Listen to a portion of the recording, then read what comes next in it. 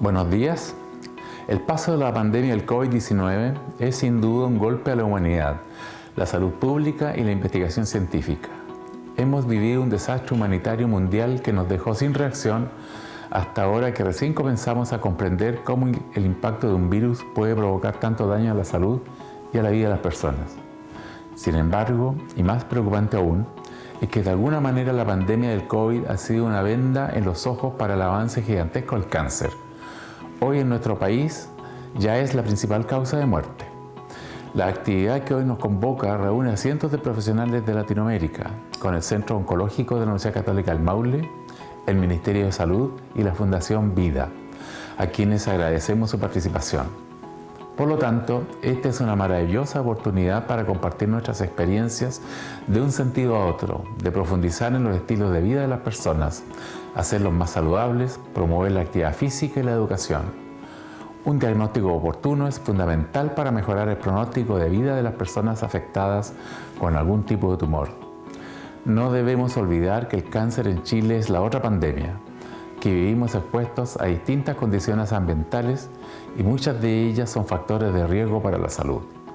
Como Universidad Católica del Maule y el Centro Oncológico de la Facultad de Medicina, ser anfitriones de estas jornadas oncológicas es parte de nuestro quehacer universitario y de nuestra misión, y va de la mano con el desarrollo de actividades curriculares en ciencias de la salud y la medicina, y por supuesto la formación de talento oncológico orientados a los estudiantes y el desarrollo de proyectos de investigación en áreas de investigación prioritarias para la región y el país. Agradezco nuevamente al Ministerio de Salud de las regiones de O'Higgins y el Maule, a los servicios de salud, a ambas regiones vecinas y la Fundación Vida. Esto es una buena muestra de cómo podemos trabajar en conjunto los sectores públicos y privados con la universidad para aportar a la salud y calidad de vida de las personas. Les envío un abrazo y mis parabienes. Desde Fundación Vida queremos agradecer el compromiso de cada uno de los actores que han hecho posible que hoy estemos dando inicio a las 8ª jornadas oncológicas, incluso más allá de nuestras fronteras.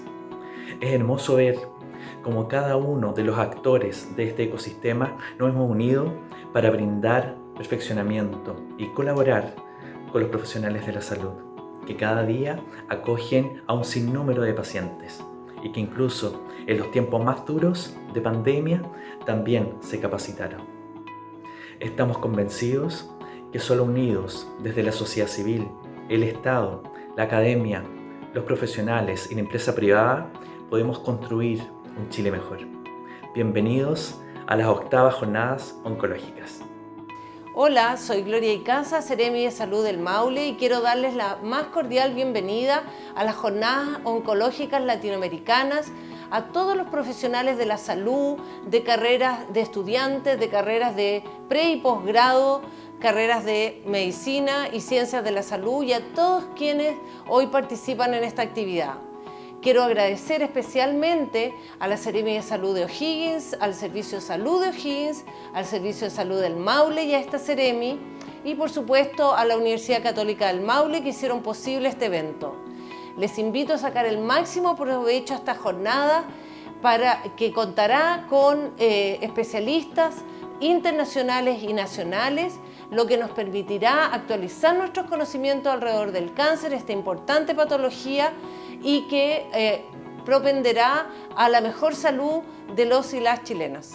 Hola a todos y a todas, soy Carolina Torres, Seremi de Salud de O'Higgins, y quiero saludarlos y darles la bienvenida a estas jornadas oncológicas donde vamos a estar encontrándonos regiones, el país y Latinoamérica, conversando y reflexionando respecto de problemas vinculados a cáncer y oncología. Espero que sea una jornada muy provechosa. Para nosotros es muy satisfactorio fomentar y favorecer estos espacios de encuentro entre sociedad civil, entre la academia y los espacios gubernamentales, dado que esta problemática requiere del compromiso de todos y de todas para poder avanzar en mejorar y así incidir favorablemente en las poblaciones de nuestro cargo.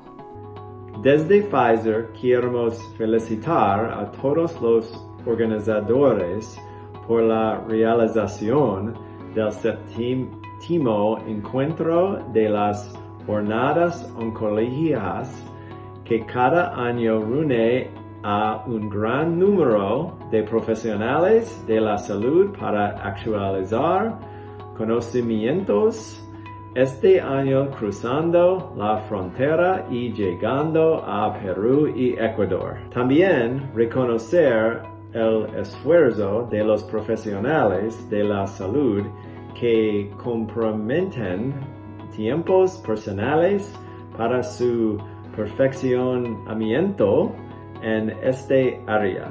Es maravilloso ver cómo desde la sociedad civil, la academia, entidades de gobierno y nosotros desde la industria farmacéutica avanzamos unidos para ayudar a mejorar la vida de las personas. Mucho éxito a todos ustedes y abrazos. Hola, les habla el doctor Raúl Silva Prado, director del Centro Oncológico de la Universidad Católica del Maule. Sin duda, hoy estamos tremendamente contentos, pues estamos dando apertura a las 8ª Jornadas Oncológicas del Maule, 4ª Jornadas Oncológicas Macro-Regionales del Cáncer, uniendo las regiones del Maule y O'Higgins, y 2ª Jornadas Oncológicas Nacionales. Y en esta ocasión, gracias a la apertura y pertinencia que hemos logrado, la dicha de ser la primera Jornada Oncológica Latinoamericana organizada por nuestro centro.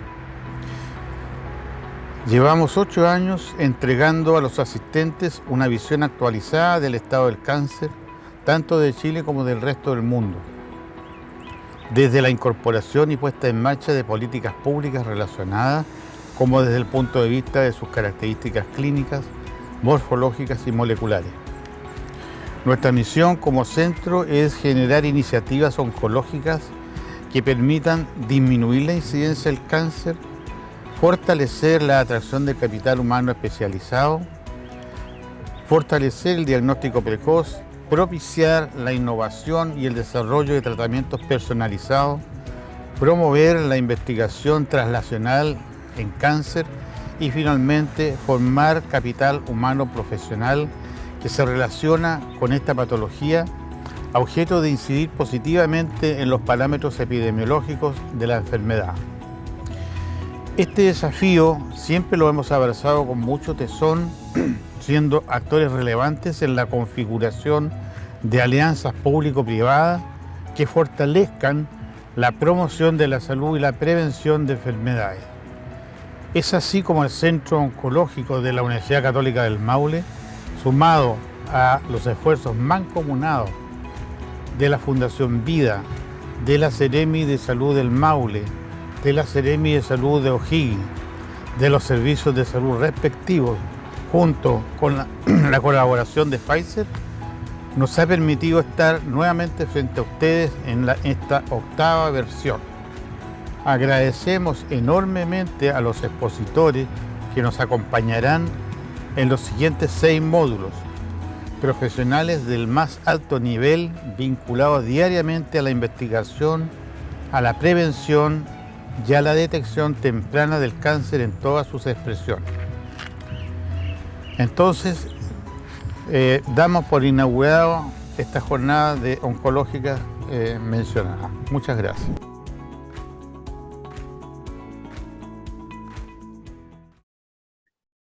Hola, muy buenas tardes.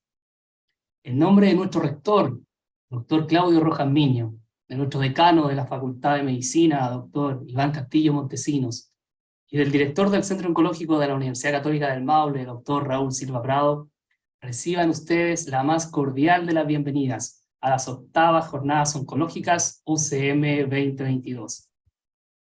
Agradecemos enormemente las palabras y el saludo inicial que nos han entregado el rector de la Universidad Católica del Maule, doctor Claudio Rojas, el director ejecutivo de Fundación Vida, señor Jorge Fernández Sarpi, la Seremi de Salud del Maule, doctora María Gloria Icaza Noguera, la Seremi de Salud de O'Higgins, doctora Carolina Torres, a Chris Herrian, Pfizer Cluster Lead para Chile, Perú, Ecuador y Bolivia, y al director del Centro Oncológico, doctor Raúl Silva Prado, quienes se han dedicado en ofrecernos sus más cordiales parabienes.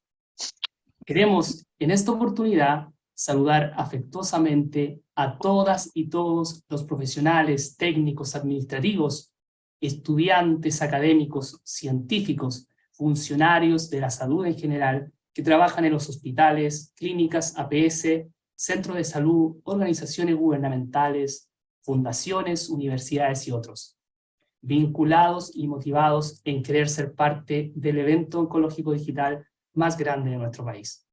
Saludar muy especialmente a los profesionales que por primera vez nos acompañan desde México, Venezuela, desde Ecuador, Colombia, Perú, Bolivia y Argentina, quienes se suman a nuestra audiencia de Chile, saludando a profesionales que nos acompañan hoy de las comunas de Arica, de Antofagasta, de Ovalle, Santiago, de Codegua, de Coltauco, San Vicente de Tahuatahua, Molina, Chanco, Constitución, Concepción, Los Ángeles, Nacimiento, Freire, Valdivia, Castro y Coyhaique, por nombrar algunas de otras tantas ciudades, con los cuales nos llena de orgullo poder estar compartiendo. En esta octava versión actualizaremos información epidemiológica, diagnóstico, tratamiento y cuidado respecto al cáncer en pacientes en Chile y en sus regiones, principalmente en esta etapa post-pandemia. Fortaleceremos estrategias de prevención del cáncer y la importancia del diagnóstico precoz. Conoceremos la visión de la psico-oncología sobre sexualidad y cáncer. Se analizará el contexto de políticas públicas. Descubriremos la medicina de precisión al servicio del cáncer de pulmón y profundizaremos sobre el cáncer de mama metastásico. ¿Qué nos dice la evidencia del mundo real? Sin dejar de evidenciar la participación ciudadana y su corresponsabilidad en términos de salud. Queremos recordar a los participantes que al finalizar las 6 sesiones de exposición se realizará una evaluación y encuesta vía web, con lo cual les permitirá obtener la certificación oficial de estas jornadas por parte de la Universidad Católica del Maule, como así nos permitirá una retroalimentación para nuevas versiones. A su vez, comunicamos que cada una de las presentaciones, como cualquier material complementario, se encontrará disponible en nuestra página web www.jornadasoncológicas.cl. Hoy se han enviado mail recordatorio de las jornadas a cada uno de ustedes. Por favor, de no haber recepcionado alguno de estos, luego que por favor verifique sus spam y solicitamos tomar contacto con el mail facultadmedicina@ucm.cl, a efecto que podamos corregir sus antecedentes. Muy bien, damos comienzo a nuestras jornadas oncológicas con el módulo 1, Leucemias agudas, una mirada a la innovación, dejando con ustedes al doctor Alejandro Berkovich, hemato-oncólogo del Hospital Sotero del Río, con experiencia en linfoma, leucemia, mieloma, hematología benigna, hemostasia y trombosis, además de terapia celular avanzada. Trabaja en la implementación del servicio de trasplante de médula ósea y en la implementación del servicio de inmunofenotipo para el Servicio de Salud Sur Oriente de Santiago. Director médico e investigador de Inmunocell, Laboratorio de Medicina de Precisión. Recuerden que pueden hacer las consultas por el chat previsto y que serán respondidas al finalizar la presentación. Saludamos entonces al doctor Alejandro Berkovich.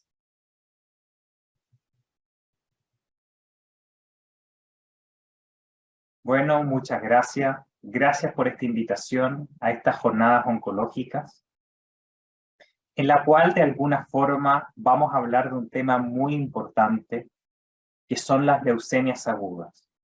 Y vamos a intentar enfocar qué es lo que es hoy una leucemia aguda y cómo los tratamientos del futuro se nos han ido acercando y están presentes hoy en día. Pero para hablar de estas enfermedades, de este conjunto de enfermedades, tenemos que tener en cuenta de que estamos hablando de un órgano específico denominado médula ósea. Este es el órgano que falla cuando hablamos de una leucemia aguda. ¿Y qué es la médula ósea? Es este órgano encargado de la hematopoiesis. ¿Y qué importancia puede tener? La importancia radica que en el cuerpo humano, que tenemos aproximadamente 30 billones de células, cerca del 90% de estas células constituyen células fabricadas en la médula ósea. Y todas estas se originan de unas células especializadas, denominadas células T hematopoyéticas. Es por eso que la madre de las enfermedades de la médula ósea, denominada leucemia aguda, se afecta el órgano productor del 90% de las células de nuestro cuerpo. Y ahí radica la importancia en que nosotros enfocamos la gran mortalidad asociada y la complejidad de los tratamientos y seguimientos que tienen este conjunto de enfermedades. Pero para entender la leucemia aguda, tenemos que ir a entender lo que es la hematopoiesis. Esa función del cuerpo que genera cerca de 2 billones de células diarias y que nos permite, de alguna forma, tener células efectoras encargadas de el transporte de oxígeno, como son los glóbulos rojos, de la coagulación, como son las plaquetas, y de nuestras defensas, como son los leucocitos. Cuando las células T hematopoyética o célula madre adquiere ciertas mutaciones genéticas, puede derivar en un freno absoluto del proceso de diferenciación y maduración y una proliferación descontrolada de alguna de las series de la hematopoiesis. Y eso se denomina leucemia aguda. Si lo afectado, y vamos a entrar en el detalle en la exposición, es lo que se denomina la línea mieloide, donde están los glóbulos rojos, las plaquetas y parte importante de los glóbulos blancos, excluyendo a los linfocitos, se denomina leucemia mieloide aguda. Y cuando afecta la línea linfoide, ya sea B, T o NK, se denominan leucemia linfoblástica aguda. Entonces la leucemia aguda se caracteriza por esta proliferación descontrolada de precursores hematopoyéticos anormales, donde hay una ausencia de diferenciación y maduración celular, lo que provoca que falten las células maduras funcionantes en sangre periférica. ¿Y esto en qué se traduce? Se va a traducir principalmente en anemia, con los síntomas que conocemos, en disfunción inmunológica, y lo que más vemos nosotros reportados es disfunción fagocítica, siendo el fagocito por excelencia el neutrófilo, por lo tanto se puede ver manifestado en una neutropenia tanto desde el punto de vista cualitativa como cuantitativa. Y trombocitopenia, que se manifiesta a través de sangrado, ya sea mucocutáneo o visceral. Puede haber infiltración extramedular de los tejidos, es decir, que estas células inmaduras que están proliferando pueden salir de la médula ósea e ir a ser un hogar en algún tejido fuera de la médula ósea. Estos pueden ser ganglios, pueden ser vísceras, siendo el hígado y el vaso lo más común. Puede haber compromiso de piel, intestino, pulmón, sistema nervioso central o cualquier órgano o tejido del cuerpo. Por lo tanto, como ustedes pueden concluir, son enfermedades muy complejas. Se afecta la producción de parte del 90% de las células del cuerpo. Por lo tanto, esta falla en la médula nos trae de entrada una enfermedad de mal pronóstico y que requiere un tratamiento intensivo con hospitalizaciones prolongadas. Son enfermedades que llevan mucho desgaste para los pacientes, para las familias y para el equipo médico, y así como los sistemas de salud. Dentro de la fisiopatología, como nosotros estábamos comentando, existe esta proliferación descontrolada de precursores hematopoyéticos con incapacidad de lograr diferenciación. Y la médula ósea normal es reemplazada por una gran masa tumoral de estas células inmaduras que nosotros en general denominamos blastos. Y como nosotros vimos en la hematopoiesis normal, si las células afectadas principalmente son de la línea mieloide que tenemos aquí, vamos a tener lo que se denomina una leucemia mieloide aguda. Y si los afectados es de la línea linfoide, vamos a tener una leucemia linfoblástica aguda. Vamos a hablar de la leucemia mieloide aguda, que clásicamente se define como la presencia de 20% o más de blastos o estas células anormales inmaduras en médula ósea fenotípicamente de origen o de compromiso de linaje mieloide. Sin embargo, este porcentaje del 20% es arbitrario. Y cuando tenemos algunas alteraciones genéticas recurrentes definitorias de enfermedad, es decir, traslocaciones o presencia de transcriptos que son propios de una leucemia mieloide aguda, no es necesario esperar la presencia de los 20% de blastos para hablar de esta enfermedad. Como dijimos anteriormente, se puede presentar clínicamente con síntomas relacionados a las citopenias, como anemias, con síntomas constitucionales, neutropenias, con infecciones bacterianas o por levaduras, o sea, son los fagocitos los que se afectan, y también por hifas septadas principalmente, más que levaduras. Y trombocitopenia, con sangrado mucocutáneo y o visceral. Podemos tener infiltración leucémica extramedular y podemos tener síndrome de hiperleucocitosis, que es aumento excesivo, en general definido como más de 50.000 blastos en sangre, y nos va a llevar a un síndrome de hiperviscosidad, a una coagulación extravascular diseminada y a una lisis tumoral. Las leucemias agudas son enfermedades raras, no son enfermedades frecuentes, sin embargo son de muy alto impacto. Representan aproximadamente el 1% de los cánceres nuevos al año, y prácticamente un 2% de la mortalidad relacionada con cáncer. En general es una enfermedad del adulto mayor, con una mediana de edad al diagnóstico de 68 años. Sin embargo, se puede encontrar en cualquier etapa de la vida.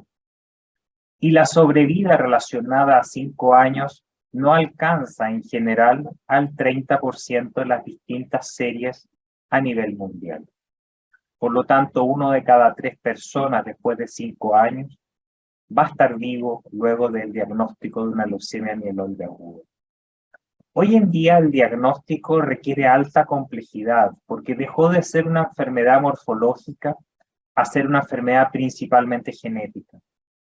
Nosotros utilizamos múltiples herramientas para poder hacer el diagnóstico, dentro de los cuales, además de la morfología que nos sigue sirviendo, tenemos el inmunofenotipo o el fenotipo celular por citometría de flujo de nueva generación, en la cual podemos identificar cuáles son las proteínas que están presentes en las células que están alteradas, para así definir el estadio madurativo en que se detuvieron y el compromiso de linaje que tienen para definir una alternativa terapéutica. Podemos tener hibridación in situ fluorescente, estudios citogenéticos convencionales y perfiles mutacionales por técnicas de biología molecular, por PCR en tiempo real. Podemos tener por PCR digital como biopsia líquida o una secuenciación génica completa. Es por eso que hoy en día tenemos múltiples técnicas que nos permiten una estratificación de riesgo, nos permite elegir drogas específicas y monitorizar la respuesta. ¿Y por qué esto es tan complejo? Porque la leucemia mieloide aguda no es una enfermedad, son múltiples enfermedades. Fíjense acá la cantidad de lo que nosotros llamamos, según la clasificación de la Organización Mundial de la Salud 2022, de la cantidad de subtipos de leucemia que existen, en la cual tenemos distintos genes de fusión o reordenamientos genéticos o mutaciones específicas que nos permiten subclasificar, planificar tratamientos y seguimientos a nuestros pacientes. Por lo tanto, cuando hablamos de una leucemia mieloide aguda, no hablamos de una enfermedad, hablamos de múltiples enfermedades, y estas múltiples enfermedades nos va a permitir principalmente tomar decisiones terapéuticas, que vamos a ver más adelante. Se sospecha, como ya dijimos, en estos pacientes que tienen una falla medular, y que de alguna forma esto es lo que antiguamente nosotros veíamos y lo seguimos viendo, la presencia de blastos mieloides con algunos bastones de Auer. Pero nosotros sabemos que esta es una enfermedad que no solo afecta a un gen, sino que es una enfermedad multigénica, ¿ya? Nosotros podemos tener en el inicio daño de las células T hematopoyéticas, ¿ya? En la cual se genere un precursor mieloide o una célula STEM que tenga predilección de sobrevida. Sin embargo, se requiere aparición de más golpes genéticos, mutaciones, translocaciones, reordenamientos para producir una leucemia mieloide aguda. Esta es nuestra célula enferma, la célula STEM hematopoyética, y es por eso que los tratamientos pensados en definitiva, sobre todo cuando hay alto riesgo, tiene que ser con un trasplante alogénico de médula ósea, porque es la célula primaria la que se encuentra enferma. Tan complejo es el sistema que si nosotros vemos los 74 subtipos de neoplasias mieloides, podemos ver que esto es más un continuo y la leucemia mieloide aguda tal vez es un efecto final a múltiples alteraciones genéticas que se van acumulando en el camino, en la cual vamos a tener algunas mutaciones llamadas mutaciones de expansión hematopoyética, que son como lesiones preneoplásicas. Después vamos a tener unas mutaciones driver, que de alguna forma van a permitir iniciar el fenómeno oncogénico. Sin embargo, cuando ya estamos en etapas más aceleradas, hay células que van a ir adquiriendo otras mutaciones asociadas a progresión. Por ejemplo, acá imagínense que tenemos estos 4 colores, pero fíjense que hay algunas que adquieren un quinto color o un color distinto. Lo que nosotros vemos como leucemia mieloide aguda siempre tiene atrás una enfermedad multigénica. Y es por eso la complejidad del tratamiento y sobre todo por la adquisición de resistencia que tienen los distintos clones de la enfermedad. Sáquense de la cabeza que esto sea una enfermedad clonal. Esta es una enfermedad multiclonal con algunos clones que están siendo con mayor preponderancia o capacidad de sobrevida que otros. Los tratamientos clásicos van a estar asociados principalmente por características físicas del paciente o propias del paciente, las comorbilidades y las características citogenéticas. Y en general se basan con quimioterapia intensiva en los pacientes que son jóvenes candidatos a trasplante de médula ósea. En general, si bien no hay una edad específica definida, pero los pacientes que tienen un buen performance status, que están médicamente sanos y que tienen de alguna forma una posibilidad de entrar en un trasplante de médula, uno intenta una quimioterapia intensiva basada en el uso de citarabina y antraciclina. Los pacientes que ya no están fit, que ya no se encuentran en un buen performance status, uno puede iniciar drogas que son menos intensivas, como agente hipometilante, y en los pacientes frágiles ya la terapia principalmente es de soporte. Esto es lo clásico, sin embargo, esto ha cambiado. Ha cambiado porque el tratamiento actual de la leucemia mieloide aguda está basada en objetivos, lo que nosotros hablamos los targets genéticos. No es lo mismo un paciente que se encuentra fit, que tiene una mutación específica, por ejemplo, de FLT3, en la cual nosotros tengamos que ir a bloquear ese FLT3 beneficiándolo, utilizando un esquema de citarabina más hidarubicina o daunorubicina, el famoso esquema 7+3, más el uso de un inhibidor del FLT3 como la miostaurina.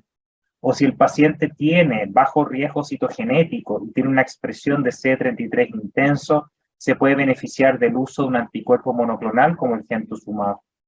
O los pacientes que tienen una mieloide aguda post-tratamiento o con displasia, beneficiarse del uso de combinaciones liposomales.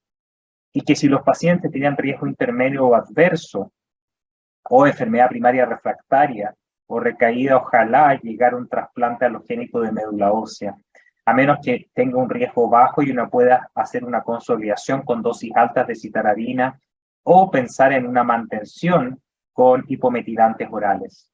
Si el paciente no es fit, uno puede iniciar tratamiento menos intensivo con hipometilantes y adicionar anti-BCL2 como el venetoclax, generando tasas de respuesta altísimas, siendo en los frágiles el uso de cuidados paliativos, hidroxiurea, pero incluso en ellos, si uno encuentra ciertas mutaciones, como mutaciones de IDH1, puede usar bloqueadores directos como el ivosidenib.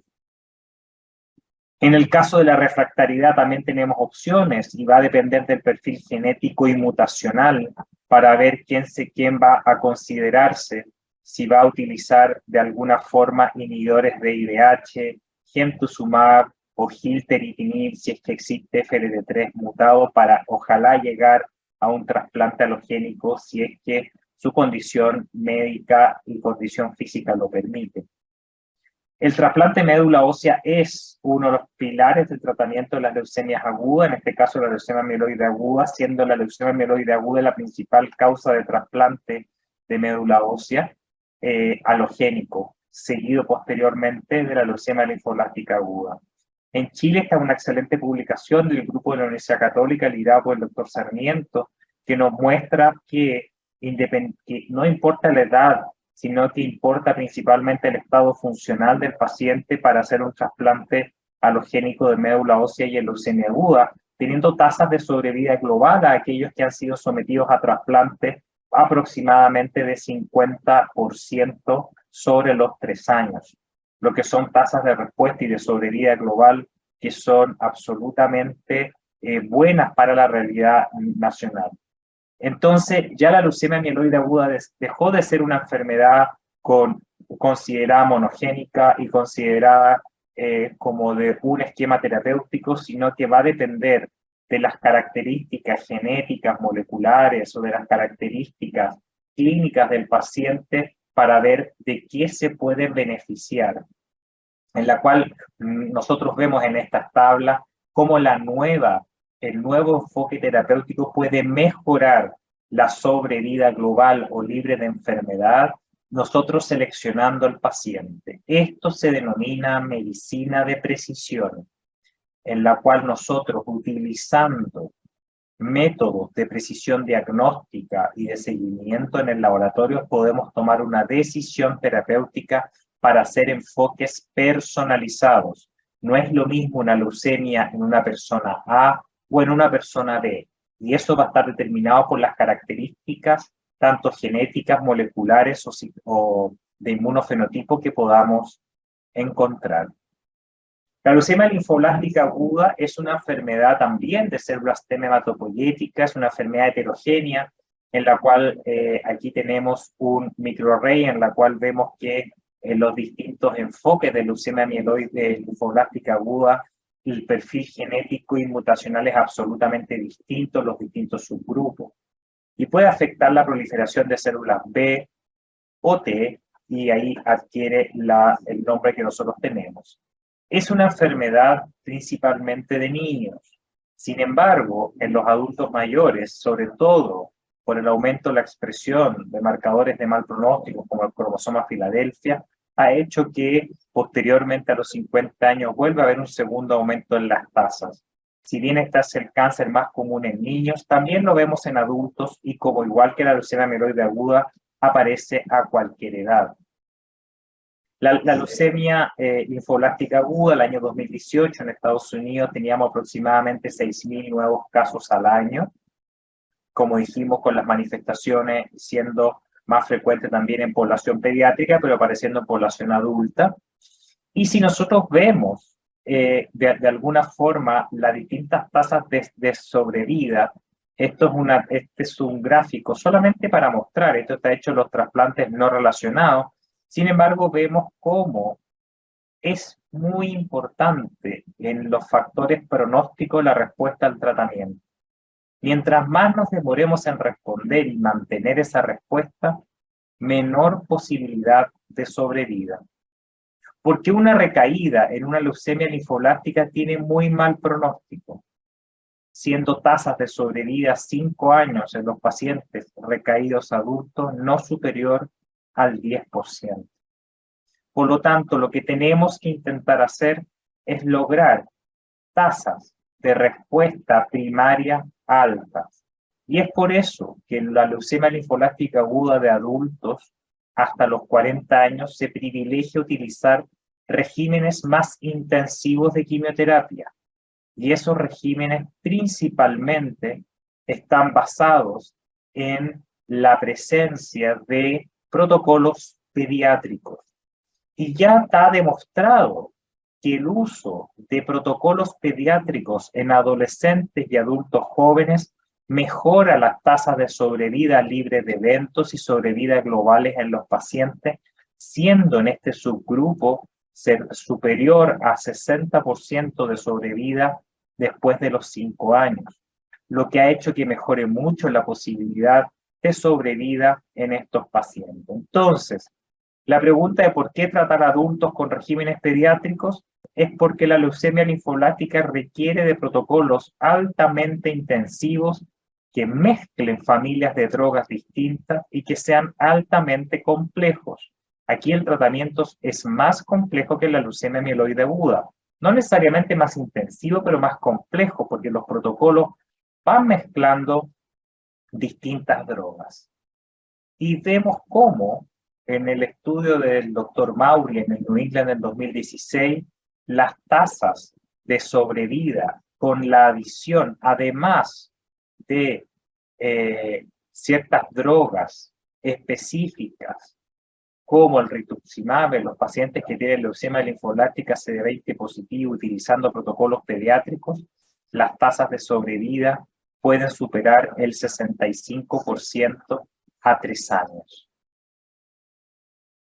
Entonces nos queda claro que los regímenes pediátricos en los adolescentes tardíos y en los adultos jóvenes tienen que ser aplicados, siendo que las tasas de sobrevida son superiores a los adultos en general.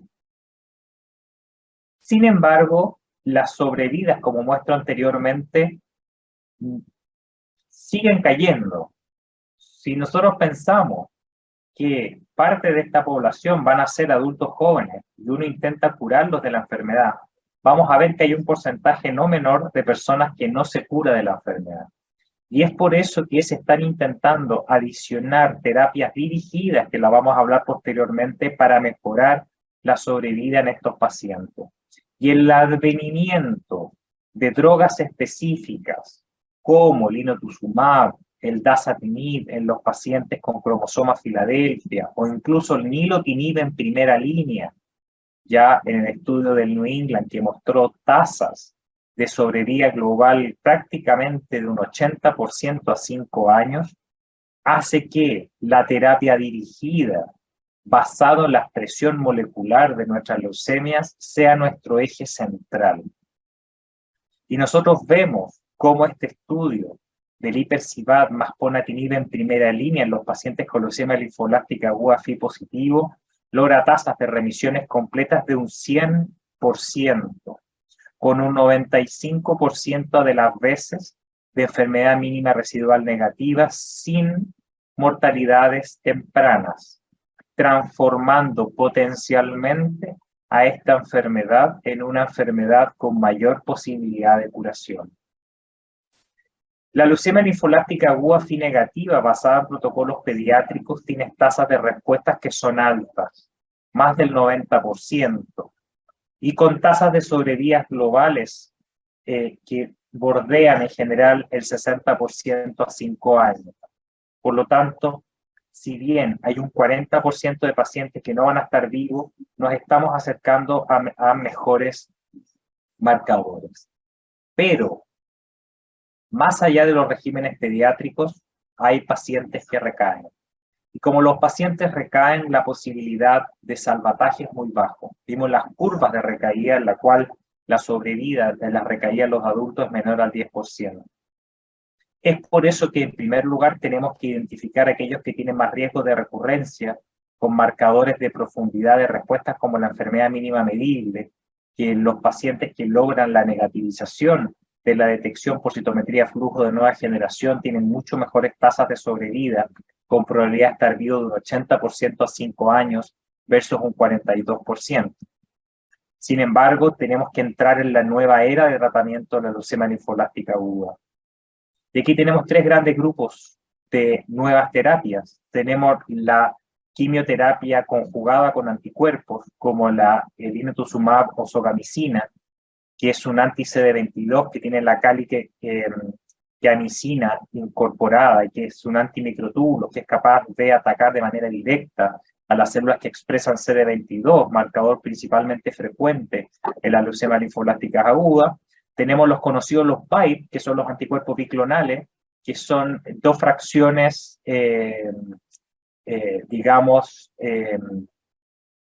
dos fracciones variables de anticuerpos que van a unir, en el caso de la leucemia linfoblástica aguda, como el blinatumomab, el CD19, que es un marcador propio de toda la línea progenitora B, o sea, toda la línea B en todos sus estadios madurativos, en conjunto con el CD3, para permitir la atracción del linfocito T hacia la célula tumoral. Y por último, las células, los linfocitos T quiméricos genéticamente modificados. Con los tratamientos nuevos en la recurrencia, lo que queremos obtener es, ojalá, poder intentar curar a estos pacientes.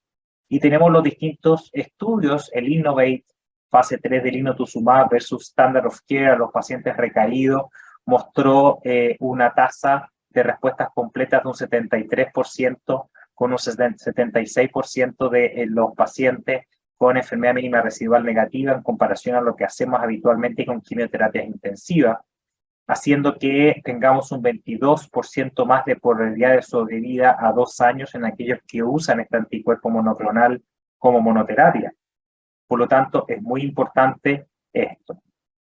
Si vamos concluyendo, para combatir el cáncer necesitamos precisión.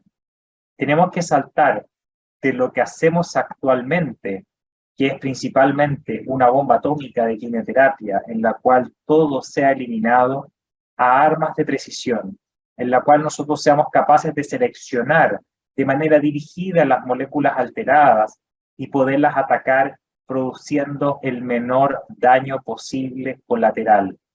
Es por eso que vamos avanzando para allá. Y si nosotros vemos la historia de las quimioterápicos, de los agentes de tratamiento, saltamos de los agentes clásicos, incluso las mostazas nitrogenadas de la posguerra, a las células T quiméricas. Y lo importante aquí es conocer que el sistema inmune es clave en el desarrollo de la oncogenicidad, la leucemia, así como la posibilidad de erradicarla, porque son los linfocitos, todo el sistema inmunológico, principalmente los linfocitos T, en este caso, los que están encargados, y los CD8, los citotóxicos encargados, junto con los NK, de eliminar las células tumorales. Y algo pasa, porque los linfocitos T deberían ser capaces de reconocer las células tumorales y eliminarlas, como cualquier célula normal, mediante el complejo mayor de histocompatibilidad tipo 1. Pero la célula tumoral o la célula leucémica tiene sus medidas de evasión inmune. Puede ser que falle la producción de antígeno, que no presente antígeno al linfocito T, puede ser que no presente complejo mayor de histocompatibilidad o que exprese receptores de ligando o liberar citoquinas que inactiven al linfocito T. Eso se llama inmunoevasión o evasión inmunológica. Y eso lleva a que, de alguna forma, nosotros intentemos desarrollar métodos para que el linfocito T CD8 siga estando activo con actividad antitumoral. Y ahí se desarrollan las inmunoterapias, y dentro de los distintos tipos de inmunoterapias, que escapa de lo que vamos a tener en esta presentación, lo que nosotros más conocemos y es más común en el mundo oncológico son los inhibidores de los checkpoints, y estos inhibidores de los checkpoints, tanto CTLA4 como PD1, permitió en 2018 2 premios Nobel del doctor Alison Ionjo al descubrir la función del PD1 con su ligando PDL1 y cómo inhibirlo y así activar al linfocito TCD8. Pero a lo que vamos nosotros ahora hacia la leucemia linfoblástica aguda y también en las mieloides es hacia las células T quiméricas. Son estas células que son quiméricamente modificadas en laboratorio para que nuestro linfocito T se transforme en un superlinfocito T y sea capaz de reconocer antígenos tumorales y eliminarlos. Los linfocitos T con receptor antigénico modificado artificialmente se buscan antígenos específicos tumorales o de la población celular afectada. Los linfocitos T, cuál es una de las gran gracias, puede quedar como linfocito memoria y persistir por años. Sabemos que el linfocito memoria puede vivir más de 10 años. Se extraen hoy en día del paciente, se modifican ex vivo en el laboratorio y se reinfunden una vez expandidos en el laboratorio. Tienen resultados prometedores, sin embargo no están exentos de efectos adversos.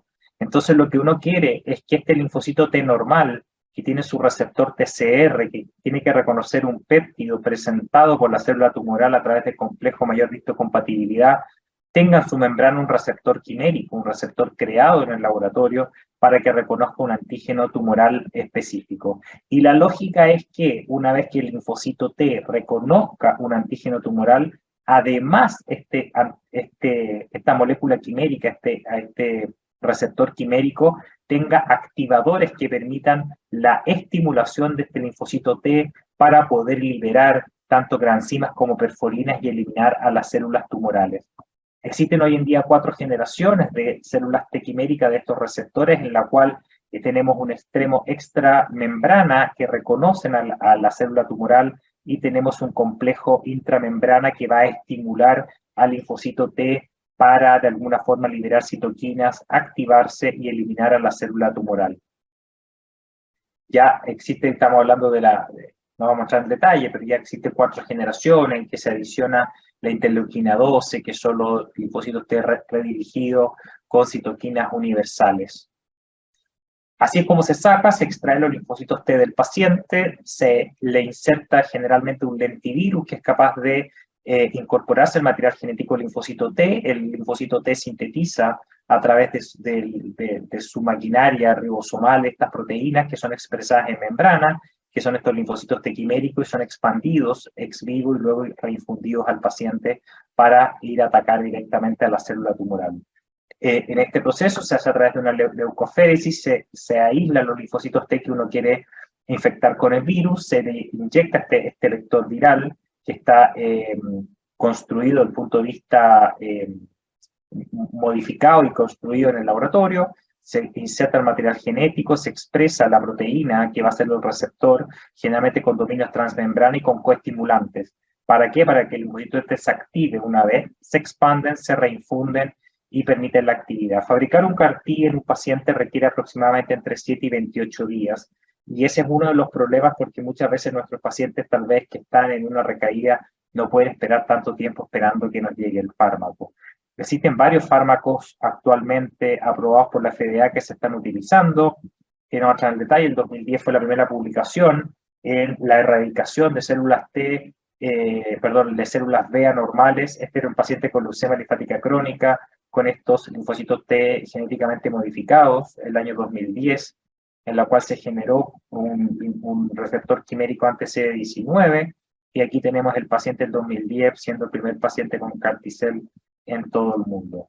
Siendo la leucemia linfocítica B más común en pediátrica y la recaída de mal pronóstico, tenemos que saber que ya del 2013 comenzaron las publicaciones en leucemia linfoblástica aguda, en la cual mostraron, salió en el New York Times, en la cual una niña de 7 años recaía post trasplante, fue infundida con CAR-T-cell en abril del año 2012, y vemos erradicación absoluta de blastos y una remisión completa mantenida por más de 5 años.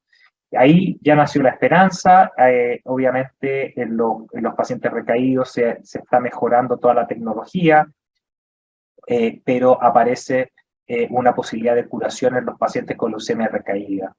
Ya el estudio del GANA en los pacientes con leucemia linfoblástica refractaria mostró tasa de sobrevida libre de evento superior al 50%, mucho mejor que las tasas de recaída que uno veía en los pacientes habituales cuando recaían.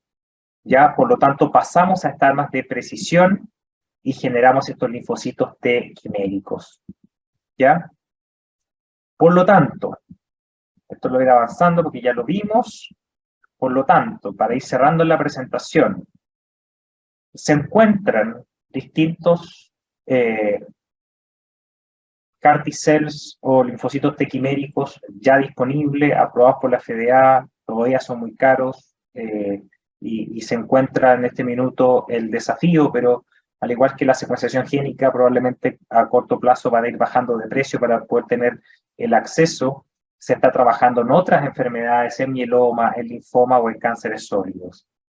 Por lo tanto, como ustedes pueden haber visto, la leucemia aguda hoy en día es de alta complejidad, es un desafío para nosotros. Los tratamientos son complejos, sin embargo, están apareciendo esperanzas basadas en la medicina de precisión y en la medicina personalizada. Muchas gracias.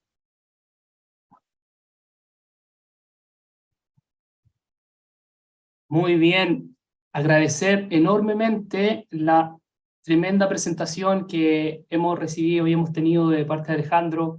Hola Alejandro, ¿cómo estás? Muchas gracias por ser parte de esta jornada oncológica, por estar acá con nosotros compartiendo y teniendo la posibilidad, la dicha, de poder conocer este tema y poder profundizar en él. ¿Cómo estás, Alejandro? Hola Cristian, hola a todos, muchas gracias. Bueno, gracias a ustedes por la invitación. Y para cerrar o emitir un comentario, la idea de la presentación era mostrar un poco, y esto se ve en las distintas enfermedades oncológicas, cómo estamos transformando el concepto de una enfermedad extremadamente compleja, masiva, a una enfermedad en la cual se puede abordar desde el punto de vista de medicina personalizada. Yo creo que el mundo oncológico y la medicina en general va a intentar a tener la mayor precisión posible en los diagnósticos para poder establecer opciones terapéuticas que sean adecuadas para cada uno de los pacientes.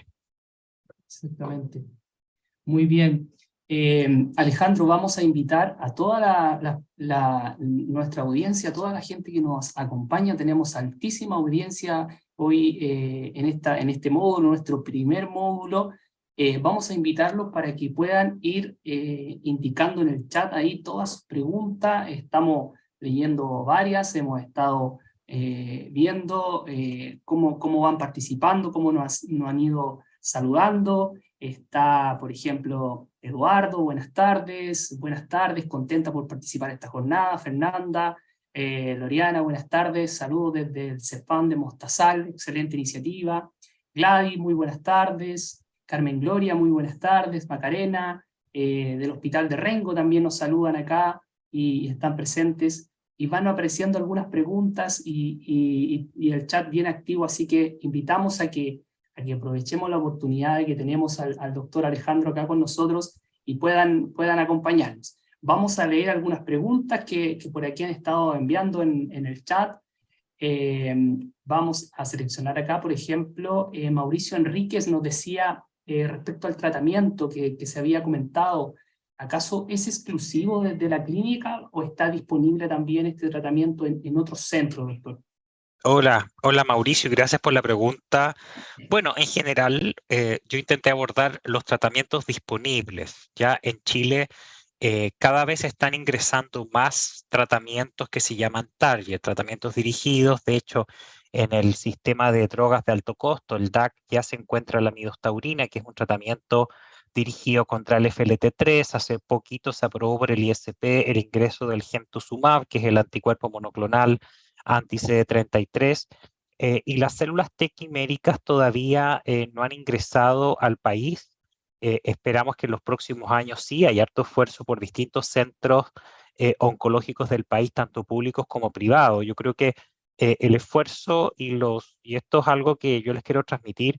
Yo tengo la fortuna de trabajar en ambos sistemas, tanto público como privado, y sobre todo en el Hospital Sotero del Río, y podemos hacer, y los resultados que se obtienen y el acceso a las drogas en general es bastante homogéneo, ¿ya?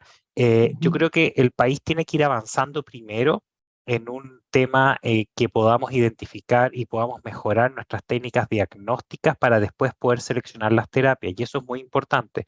No todos los tratamientos sirven para todo, no todos los tratamientos son para cualquier tipo de leucemia. Es cambiar el concepto de una leucemia mieloide o linfoblástica aguda a la leucemia de cada paciente en particular. Perfecto, perfecto. Alejandro, Verónica nos pregunta, ¿el tratamiento de leucemias agudas siendo iguales que en niños son independientes de la categorización de riesgo, a diferencia de la leucemia mieloide? Mira, si es que entendí la pregunta, ya yo me refiero, es lo que te decía Verónica. Bueno, muchas gracias, Verónica, por la pregunta. Tú te refieres a las leucemias agudas. Acuérdate que es distinto si lo enfocamos como mieloide como linfoblástica. La más común en los niños es linfoblástica. Yo soy hematólogo de adulto, pero en general cada una de las leucemias se categorizan por riesgo, que eso es lo más importante. No todas las leucemias se benefician de la misma lógica de tratamiento, siendo en la mayoría de ellos lo más lógico poder intentar el recambio de la médula ósea a través del trasplante. La fórmula que nosotros logramos para poder disminuir de alguna forma esa cantidad de células leucémicas para que el trasplante sea exitoso es lo que va variando los distintos esquemas. Pero incluso hay algunas leucemias que son de buen pronóstico categorizadas por las características genéticas, biológicas, bioquímicas y del paciente, que hacen que uno incluso podría no necesitar el trasplante. Entonces, tanto en niños como en adultos, el concepto es que nosotros tenemos que intentar identificar frente a qué tipo de leucemia nos encontramos para poder de alguna forma rearmar y hacer nuestro plan estratégico de tratamiento, tener, como digo yo, siempre nuestros planes A, B y C para ver cómo podemos obtener el mejor resultado, pero siempre se categoriza en riesgo. Nosotros hablamos de riesgo alto, riesgo estándar y algunas nomenclaturas pueden cambiar, pero siempre hablamos del riesgo porque cada una se enfrenta a un riesgo distinto. Perfecto. Ahí sí, si nos quieren seguir profundizando respecto a las preguntas que hicieron, Eso, de repente a lo mejor... sí, háganlo en el chat nada más, si quieren ir precisando un poco su consulta, no hay ningún problema, nosotros estamos atentos a eso y vamos así ampliando la discusión. Por ejemplo, también nos pregunta Natalia, consulta, ¿los linfomas no Hodgkin tiene símil comportamiento? Hola Natalia, gracias. Bueno, el linfoma es otra enfermedad. Ya el linfoma no Hodgkin, que ahora se llaman neoplasias linfoproliferativas de células maduras, linfoides maduras, puede ser B, T, y en general las neoplasias linfoproliferativas, por definición, a diferencia de lo que yo conté de las leucemias agudas, en los linfomas las células T hematopoyética o la célula madre está sana. ¿Ya?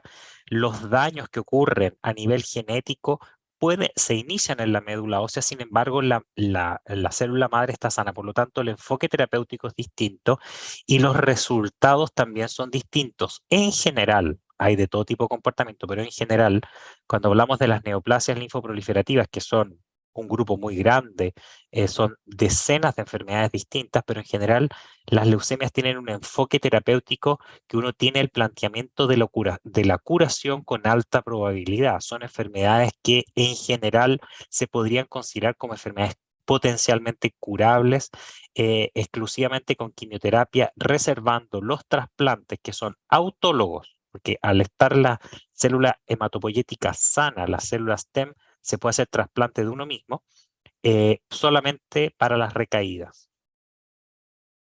Ya, perfecto. Mira, estaba viendo que precisamente decía Verónica, sí, me refería a la linfoblástica. Ah, ya, a la linfoblástica, sí. La linfoblástica en los niños veros sí se categoriza por riesgo. En general, los tratamientos en los niños son bien intensivos y está basado principalmente bueno, con los excelentes resultados que tiene en Chile y en el mundo las leucemias linfoblásticas en niños, tienen unos resultados que son espectaculares. Pensando que es el cáncer más común en niños y con todo el impacto que eso conlleva, pero cada una de estas leucemias se categorizan en riesgo y la planificación terapéutica no es como leucemia en niños, sino que la linfoblástica va a ir de riesgo estándar, de alto riesgo, y ahí uno va de alguna forma planificando las opciones terapéuticas y cada vez esas categorizaciones van cambiando y esa es un poco la dificultad que tenemos, van cambiando porque las nuevas clasificaciones van incorporando criterios biológicos, criterios de marcadores moleculares y citogenéticos cada vez más avanzados para poder nosotros tratar de manera dirigida cada una de esas leucemias. Ya, perfecto. Hay una pregunta súper específica que está indicando Matías Piche En el chat. No sé si la puede a visualizar ver, tú. Matías Piche está entregando unas preguntas súper específicas respecto... Matías, ¿viste? no la... Matías Piche está ahí entregando, dice, ¿viste? Solo activa CD3 en células T, aunque se ha demostrado que las células T se pueden activar en modelos de ratón, puede que no sea suficiente, ya que falta un coactivador. ¿Hay alguna investigación para ampliar esto? Por ejemplo, incluida la activación de CD28, Sí, es B7. una muy buena pregunta. Fíjate que en los CAR T-cell, se alcanzaste a ver en la parte final, las células T quiméricas, este receptor que se le crea al linfocito T tiene cofactores, proteínas que son activadores, y es un poco la lógica que mostraba. Respecto a lo que se hace con los BITE, que me imagino que es a lo que se refiere con estas inmunoglobulinas que son biclonales, que tienen por un lado el marcador antitumoral y por otro lado tienen el receptor del linfocito T o el CD3 en algunos casos, en estos casos, es efectivamente, no necesariamente generan activación. Sin embargo, muchos de estos ya vienen con proteínas que son estimulantes. Y por otro lado, tenemos que entender que muchas de esas terapias se pueden combinar con los inhibidores de los checkpoints, como los inhibidores de los bloqueadores de los linfocitos, como los anti-PD1, etc. Entonces, es muy buena tu pregunta, pero lamentablemente el laboratorio no siempre se aplica tan fácil en la clínica, porque respuestas inmunológicas excesivamente activadas pueden llevar a síndromes de respuesta de liberación de citoquina masivas con complicaciones graves en los pacientes, inflamaciones sistémicas descontroladas. Tampoco queremos una activación masiva, queremos una inmunomodulación en la cual el linfocito sea capaz de despertar y reconocer a este antígeno, pero no necesariamente dejarlo activo de manera descontrolada. Hay una generación de células T quiméricas que vienen con linfocitos T reguladores, o sea, linfocitos T apagadores del sistema. No queremos también el exceso, no queremos transformar una leucemia en un lupus o en una síndrome de respuesta inflamatoria sistémica severo, y de hecho las primeras generaciones de las células T quiméricas, muchos de los pacientes tenían evolución en unidades de cuidados intensivos con compromisos neurológicos asociados a las tremendas inflamaciones sistémicas. Perfecto. Perfecto. ¿Cómo se llama también? Dice Matías, está, pero muy... Está prendido. sí, está genial, Matías, aportando acá mucho contenido. Dice, ¿cómo es la seguridad de los CAR? En el BEAL ya no tendrá células B, ya que el CAR-T mata todas las células CD20. Qué buena pregunta, qué excelente pregunta. No solo la CD20, porque la CD20 es el linfocito B maduro. La CD19, que es la población prácticamente completa desde los progenitores B hasta las células plasmáticas maduras. Y efectivamente, ha sido un tratamiento revolucionario. Sin embargo, los pacientes en leucemia linfoblástica que se han tratado con anti-CD19 quedan con hipogamaglobulinemia, porque unos les induce al final una enfermedad que es la ausencia de generación de inmunoglobulina por los linfocitos B, y los pacientes tienen que estar por mucho tiempo recibiendo inmunoglobulina de manera exógena. Pero los CAR T-cell están avanzando, en la cual se están seleccionando antígenos que sean propios del tumor, pero no necesariamente funcionales para la célula. Por ejemplo, en el mieloma, se está avanzando mucho los anticuerpos anti-BCMA que están presentes en la célula plasmática neoplásica, por lo tanto no va a afectar de manera importante al linfocito B, que puede generar de alguna forma linfocitos memoria o células plasmáticas más nuevas. Entonces, pero es una excelente pregunta, porque nada está exento de riesgo. Nosotros de alguna forma estamos entrando en una nueva era. Probablemente si hacemos esta jornada en 5 años más o en 10 años más, vamos a estar hablando que cuando hacíamos quimioterapia, así como si fuera de manera muy lejana, pero estamos frente a una enfermedad que es en extremo compleja. Si en el fondo es el órgano que te genera el 90% de todas tus células. Entonces, inevitablemente hay efectos adversos, pero es mejor un efecto adverso con hipogamaglobulinemia, que yo le tenga que administrar inmunoglobulina al paciente cada 3 semanas, un mes, sin muchas complicaciones, pero que no tenga la leucemia activa que lo lleva a un deceso o una morbilidad muy importante.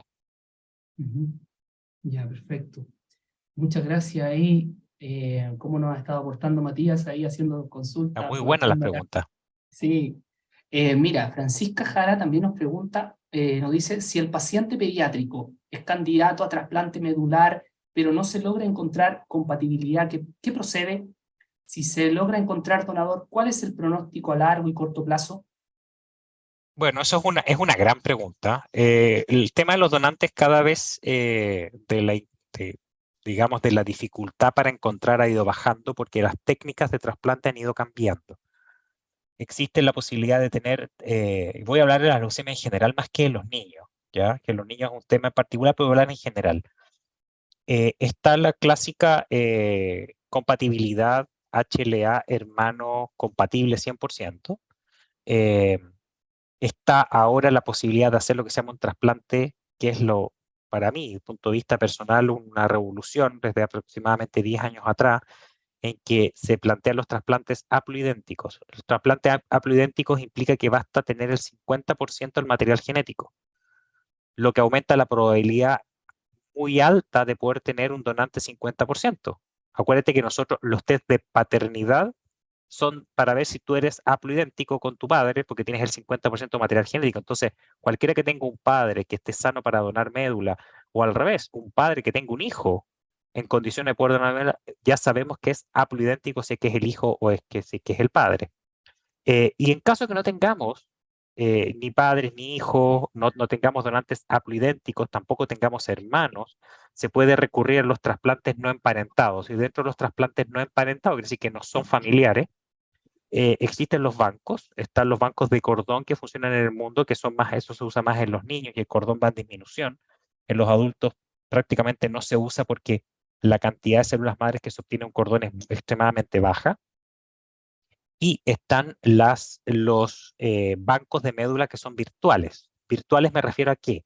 Existe por ejemplo, una fundación que se llama DKMS, en la cual las personas se inscriben y ellos, a través de un test de muestra de saliva, se envía a una central y se le hace un estudio HLA. Una vez que un paciente tiene una leucemia y está dentro de la red, se le busca en todo el mundo algún paciente que sea HLA compatible, ojalá 100%, y se contacta a todas las personas que de alguna forma fueron 100% compatibles con el eventual enfermo y se les pregunta si pueden recolectar células madre de ellos y aquellos que se acepten y se envían a los lugares donde están. La posibilidad de no encontrar donantes hoy día es cada vez menor. Pero ¿para dónde vamos? Probablemente en los niños el éxito de la terapia ha sido revolucionaria. Los trasplantes en los niños tienen tasas de curaciones sobre el 70-80%, que es muy alto para un cáncer y para una leucemia. En los adultos es mucho menor. ¿Por qué? Porque son personas con más comorbilidades, son personas con otras alteraciones genéticas. Sin embargo, en los adultos hacia dónde vamos es a no tener que usar trasplantes.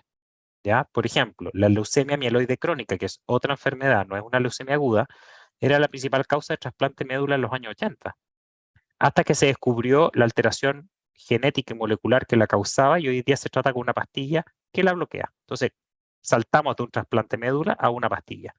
Para allá vamos, a la terapia personalizada, a la inmunoterapia y no tener que hacer un trasplante de células madre, que al final es una gran inmunoterapia, es cambiarte todo el sistema hematopoyético, incluido el sistema inmune, y hacerlo ahora de manera mucho más dirigida a través de estas células tequiméricas, etc. Genial. Genial. Muchas gracias, Francisca, ahí por la pregunta. Alejandro, nos mandan saludos también desde el Hospital de la Florida. Y un también, abrazo al hospital, sí. Sí, y también dice, Verónica dice, ¿existen factores de riesgo para las leucemias? ¿Algún estudio? Mira, la gran mayoría no, pero obviamente los factores de riesgo oncológicos siempre están presentes. Exposición bueno, las preguntas las hacen amplia a leucemia. Voy a hablar en general de los niños, pero y voy a hablar, ¿qué es lo que pasa en los adultos? En los niños en general hay obviamente exposición a radiación, a tóxicos, benceno, pesticidas, puede aumentar el riesgo, sí. Exposición a radiación, bueno, muchos casos de leucemia aguda en niños post-Hiroshima, que fue un experimento bien terrible que salió, pero se demostró la relación directa entre la exposición a radiación y las leucemias agudas. En los adultos es un poco distinto, porque en los adultos las leucemias agudas son enfermedades, como yo contaba, que parten de una evolución clonal. Son enfermedades de la médula que van lentamente apareciendo y se van seleccionando y pasan los pacientes por lo que se llama una mielodisplasia y nosotros, claro, nosotros los vemos cuando están en la leucemia aguda. No lo vimos atrás y no vimos la evolución, pero sabemos que estas ya son evoluciones de años de acumulaciones de daño genético. Pero otra cosa que es importante, que todo cáncer, y en este caso las leucemias, también es una enfermedad inmunológica, porque nosotros generamos células oncológicas todo el día. Todo el día estamos haciendo células cancerosas de distintos tipos y nuestro sistema inmunológico debería ser capaz de reconocerlas y eliminarlas. Entonces la pregunta es, ¿qué pasó en este sistema inmunológico que permitió a una célula anormal sobrevivir? Entonces tenemos los factores de riesgo, que están las exposiciones y algunos virus que son oncogénicos, el cigarro ni hablar, bueno, cualquier tóxico ambiental.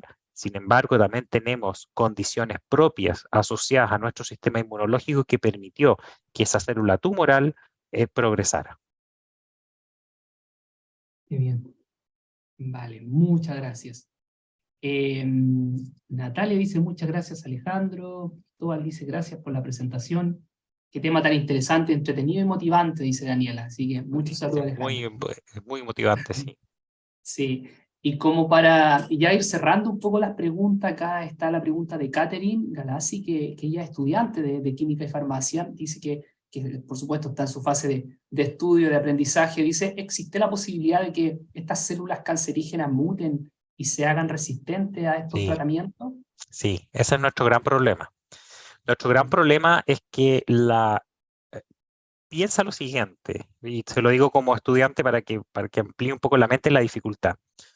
Una célula, sobre todo una célula de leucemia, que es en lo que estamos hablando, la célula originaria de donde se deriva es una célula madre, que es una célula capaz de generar un tejido entero.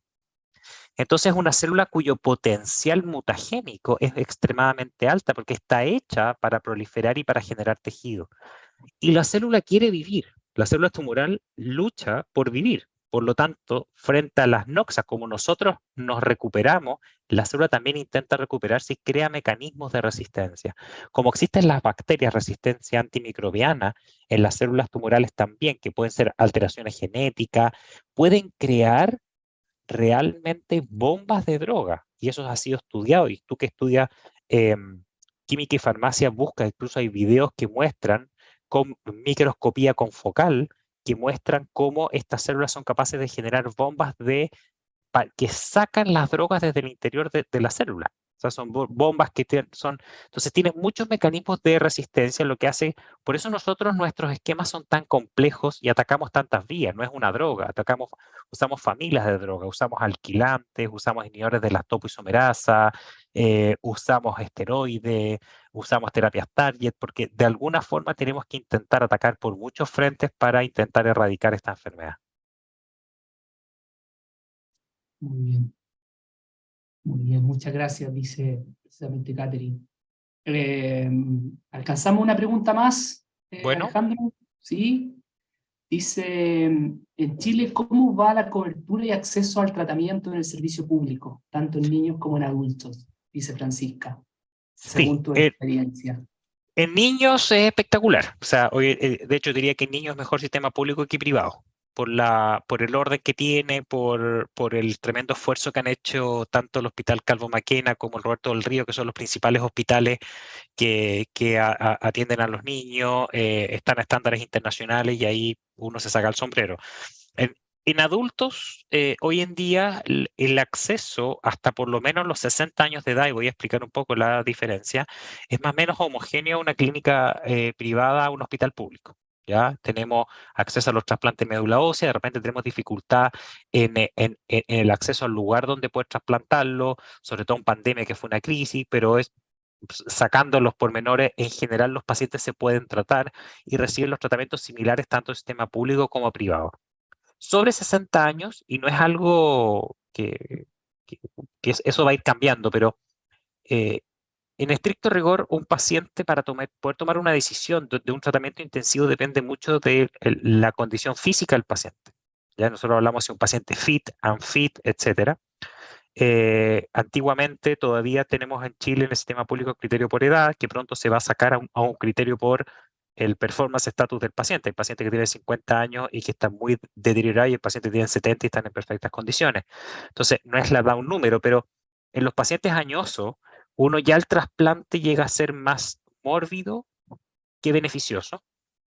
Por lo tanto, ya los tratamientos son menos intensivos. Pero en general, a grosso modo, el sistema público y privado tiene en Chile, por lo menos, y gracias a todos los programas y los esfuerzos, un acceso que es similar. Muy bien, doctor.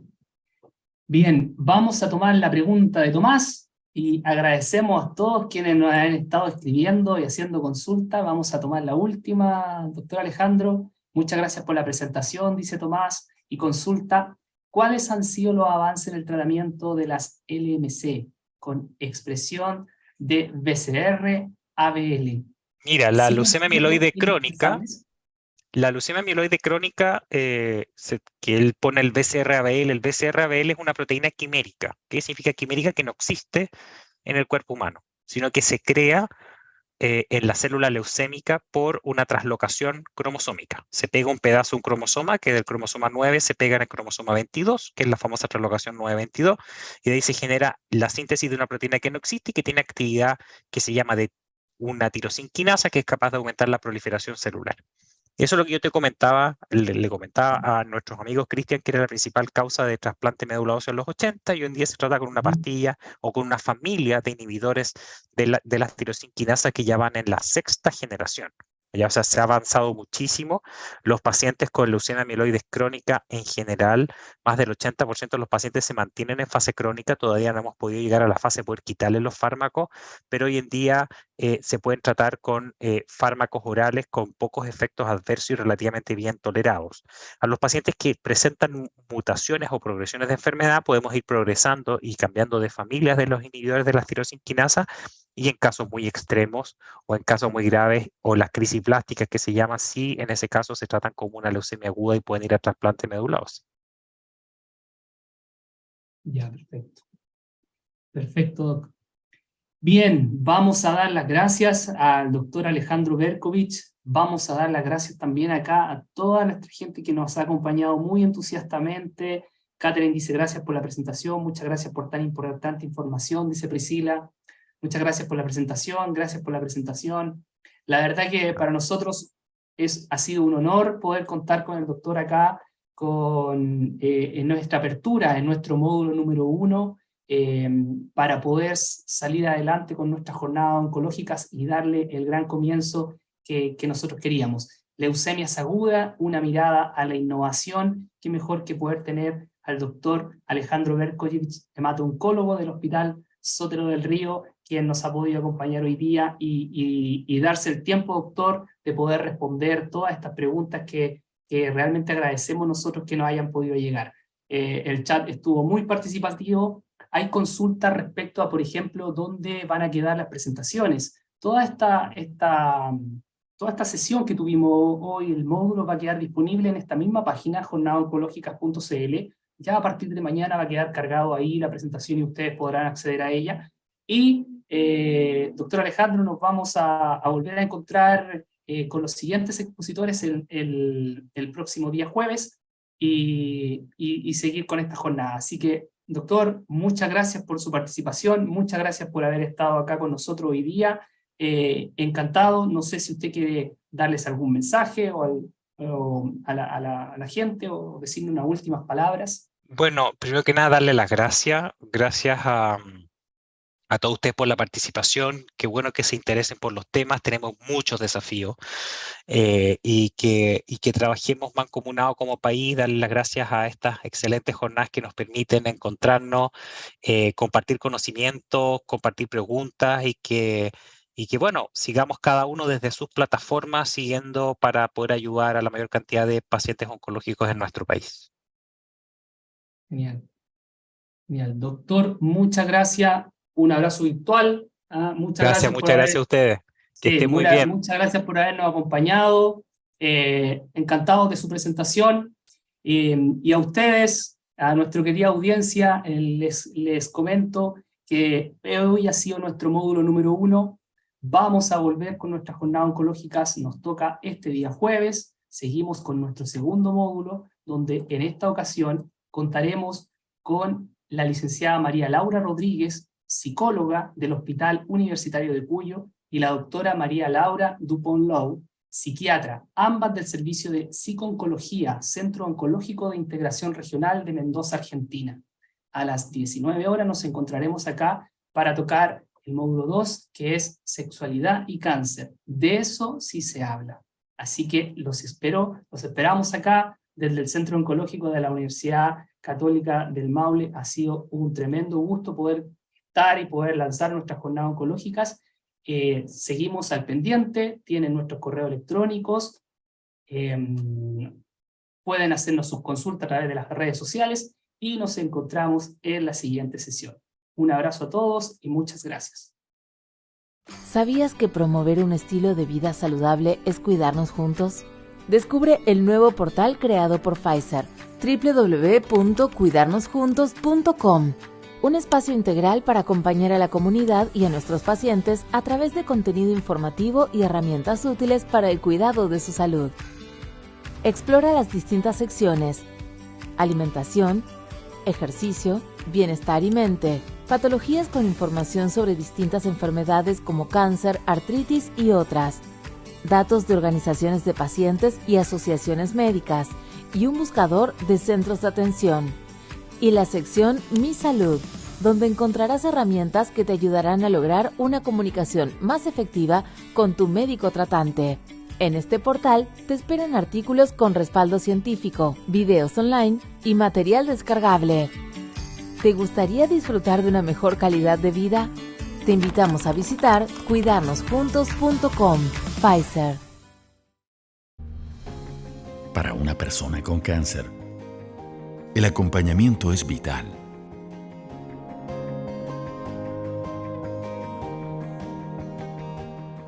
Para una persona con cáncer, alimentarse bien es fundamental.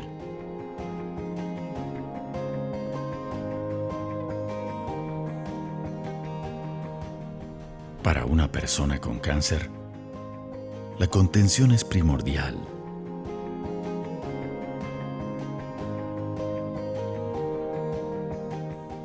Para una persona con cáncer, sentirse activo es prioridad.